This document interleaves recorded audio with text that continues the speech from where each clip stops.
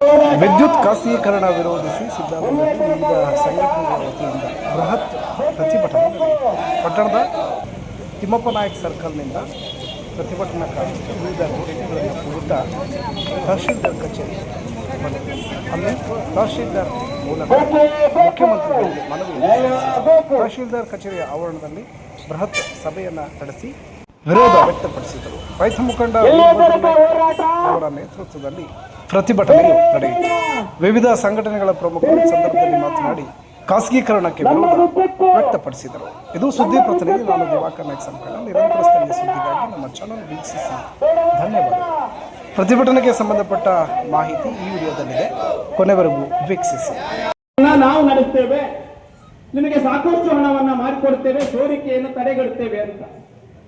ಇವತ್ತು ಪ್ರೈವೇಟ್ ಕಂಪನಿಯವರು ಒಂದು ಸೇವೆ, ಒಂದು ಸಂಸ್ಥೆಯನ್ನು ಕೇಳ್ತಾರೆ ಅಂತ ಆದ್ರೆ ಅವರು ಜನರ ಉದ್ಧಾರ ಮಾಡೋದಕ್ಕಲ್ಲ, ತಾವು ಹಣವನ್ನು ಸಂಪಾದನೆ ಮಾಡಿಕೊಳ್ಳೋದಕ್ಕೆ.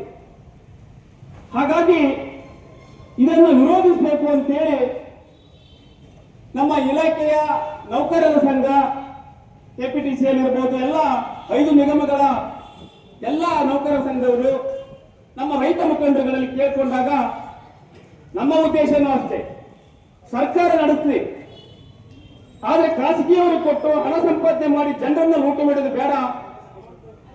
ಇದರ ವಿರುದ್ಧವಾಗಿ ನಾವು ನೀವೆಲ್ಲ ಸೇರಿ ಹೋರಾಟ ಮಾಡೋಣ ಅಂತೇಳಿ ನಾವು ತೀರ್ಮಾನ ತಗೊಂಡಿದ್ದೀವಿ.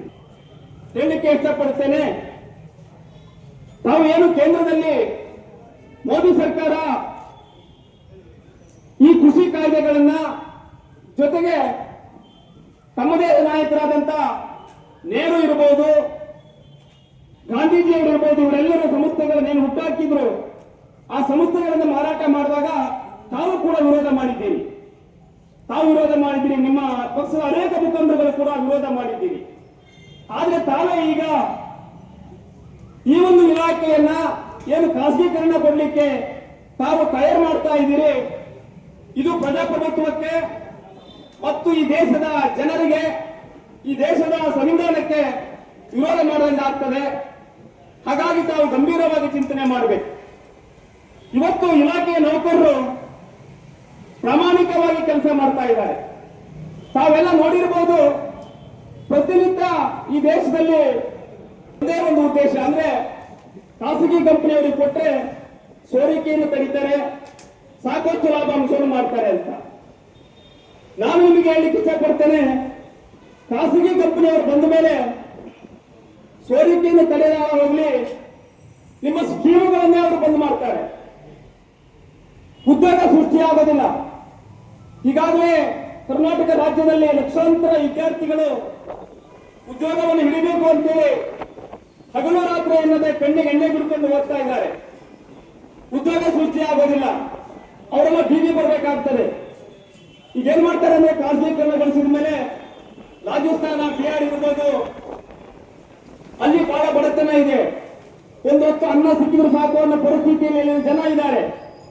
ಅವ್ರನ್ನ ಕರ್ಕೊಂಡು ಬಂದು ದುಡಿಸುವಂತ ಕೆಲಸ ಆಗುತ್ತೆ. ನಮ್ಮ ಮಕ್ಕಳಿಗೆ ಉದ್ಯೋಗ ಸಿಗೋದಿಲ್ಲ. ಮತ್ತು ಮೇಲಾಗಿ ನಮ್ಮ ಅಧಿಕಾರಿಗಳ ಮೇಲೆ, ನಮ್ಮ ಮಕ್ಕಳ ಮೇಲೆ ಒತ್ತಡ ಹಾಕುವಂತ ಕೆಲಸ ಆಗುತ್ತೆ. ಅವರನ್ನು ಯಾವ ರೀತಿ ಬೇಕಾಶಕ್ತಿಯಾಗಿ ದುಡಿಸ್ಕೊಳ್ಳುವಂಥದ್ದು, ಅವರ ಒಂದು ಕುಟುಂಬದ ಭದ್ರತೆ ಬಗ್ಗೆ ಮಾಡುವುದಿಲ್ಲ. ಯಾಕಂದ್ರೆ ಒಂದು ಏಕಮಾತ್ರ ಉದ್ದೇಶ ಅವರು ಹಣ ಮಾಡುವಂತದ್ದು. ಈ ಎಲ್ಲ ವೈಫಲ್ಯಗಳನ್ನ ಈ ಖಾಸಗೀಕರಣಗೊಳಿಸುವುದರಿಂದ ಆಗ್ತದೆ ಮತ್ತು ನಮ್ಮ ಸ್ವಾಭಿಮಾನಕ್ಕೆ ಧಕ್ಕೆ ಆಗ್ತದೆ. ನಮ್ಮನ್ನ ಗ್ರಾಹಕರನ್ನ ಒಂದು ರೀತಿಯಲ್ಲಿ ಶೋಷಣೆ ಮಾಡುವಂತ ವ್ಯವಸ್ಥೆ ಜಾರಿಗೆ ಬರುತ್ತದೆ. ಹಾಗಾಗಿ ಇವೆಲ್ಲ ತೊಂದರೆಗಳಿರೋದ್ರಿಂದ ಡಿ.ಕೆ. ಶಿವಕುಮಾರ್ ಸಾಹೇಬ್ರೆ ಕೂಡಲೇ ಏನು ಅರ್ಜಿ ಕೊಟ್ಟಿದ್ದಾರೆ, ಅವರ ಅರ್ಜಿಯನ್ನು ತಿರಸ್ಕಾರ ಮಾಡಬೇಕು. ಇಲಾಖೆ ಅಧಿಕಾರಿಗಳಿಗೆ ಚುರುಕು ಮೂಡಿಸಿ, ಇನ್ನೂ ಅನೇಕ ಹುದ್ದೆಗಳನ್ನು ಭರ್ತಿ ಮಾಡೋದಿದೆ, ಅದನ್ನು ಮಾಡಿಕೊಳ್ಳಿ. ಅದನ್ನು ಮಾಡಿಕೊಂಡು ತಮ್ಮ ಸ್ಕೀಮ್ಗಳನ್ನು ಮುಂದುವರಿಸಿಕೊಂಡು ಹೋಗಿ. ಇಲ್ಲ ನೀನು ಸಾಂಕೇತಿಕವಾದ ಧರಣಿ ಇಡೀ ರಾಜ್ಯದ ಎಲ್ಲ ಸಂಘಟನೆಗಳು, ಎಲ್ಲ ಜನಸಾಮಾನ್ಯರು ವಿಧಾನಸೌಧಕ್ಕೆ ಮುತ್ತಿಗೆ ಹಾಕುವಂತ ಕಾರ್ಯಕ್ರಮವನ್ನು ನಾವೆಲ್ಲ ಮಾಡಬೇಕಾಗ್ತದೆ. ಹಾಗಾಗಿ ದಯವಿಟ್ಟು ಈ ಕೂಡಲೇ ವಾಪಸ್ ತೆಗೆದುಕೊಳ್ಳಬೇಕು ಅಂತೇಳಿ ಒಂದು ವಿನಂತಿಯನ್ನು ಕೂಡ ಮಾಡಿಕೊಳ್ತಾ ಇದ್ದೇನೆ. ಮನವಿಯನ್ನು ಸಲ್ಲಿಸೋಣ. ಒಂದು ವೇಳೆ ಈ ಬೇಡಿಕೆ ಈಡೇರದಿದ್ರೆ ತಾವೆಲ್ಲರೂ ಇದೇ ರೀತಿಯಲ್ಲಿ ಅತಿ ಹೆಚ್ಚಿನ ಸಂಖ್ಯೆಯಲ್ಲಿ ಮುಂದಿನ ಹೋರಾಟಕ್ಕೆ ತಾವೆಲ್ಲ ಬರಬೇಕು ಅಂತ ನಿಮ್ಮಲ್ಲಿ ವಿನಂತಿಸಿಕೊಂಡು ನನ್ನ ಮಾತನ್ನು ಮುಗಿಸ್ತಾ ಇದ್ದೇನೆ.